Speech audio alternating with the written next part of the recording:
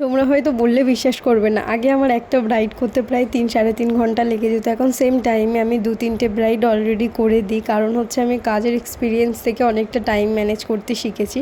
আর আজকে বেরিয়ে গেছিলাম ফার্স্ট লোকেশান নতুনহাটে, আর এটা ছিল ব্রাইডের শ্বশুরবাড়ির ডিমান্ড এইভাবে সাজাতে হবে। তো ব্রাইড খুব সুন্দর থাকায় তাকে দারুণ লাগছিল দেখতে, মানে খুব ভালো লাগছিল। তো আমার সেকেন্ড লোকেশান আমি বেরিয়ে যাই, যেটা ছিল পৈলান। তো পৈলানে যাওয়ার পর আমাদের মানে ঠান্ডা ঠান্ডা কোল্ড ড্রিঙ্কস দেয়, যেহেতু আমি একদম গরম থেকে আমরা গিয়েছিলাম। তো এখানে ব্রাইডের সঙ্গে একটা হয়ে গেছিলো বড় ব্লেন্ডার, যেটা হচ্ছে জুয়েলারি পরাতে গিয়ে ফট করে ছিঁড়ে যায় আমার হাত দিয়ে। আর আমি এতটা ভয় পেয়ে গেছিলাম বলা যাবে না, কারণ হচ্ছে এগুলো না ছোট ছোট প্রবলেম হতে পারে, কিন্তু অনেকটা সময় লাগে এগুলোকে ঠিক করতে। তো সেকেন্ড আমি বেরিয়ে যাওয়ার কারণ হচ্ছে আমার বিকালবেলা কাজ আছে। তো আমি এখন যাচ্ছি ব্রাইড করতে। ব্রাইডের লোকেশান আছে কন্দেকপুর, আর আজকে ব্রাইডকে কেমন সাজাই তার সঙ্গে শেয়ার করবো। আর তোমরাও যদি কেউ আমার কাছে সাজতে চাও, উপরে দেওয়া নাম্বারে অবশ্যই কন্ট্যাক্ট করে নিও। আগে থেকে যোগাযোগ করলে তোমাদের ডেটগুলো আমি অবশ্যই কাজ করতে পারবো।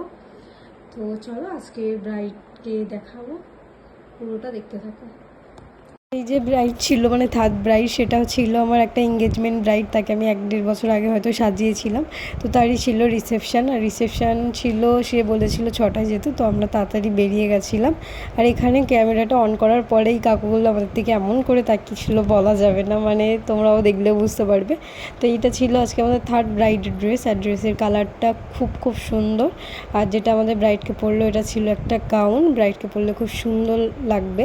তো ব্রাইডও এখানে কমপ্লিট। তো ব্রাইডের আজকে লুকটা তোমরাও জানিও যে আমাদের 3টে ব্রাইডের মধ্যে কোন ব্রাইডটাকে সব থেকে বেশি তোমাদের ভালো লাগলো, যে কোন টাইপের মেকআপটা বেশি ভালো লাগছে তোমাদের। আর তোমরা কে কোথা থেকে ভিডিও দেখছো অবশ্যই কমেন্ট করে জানিও, এগুলো আমারও একটু একটু জানার ইচ্ছে থাকে।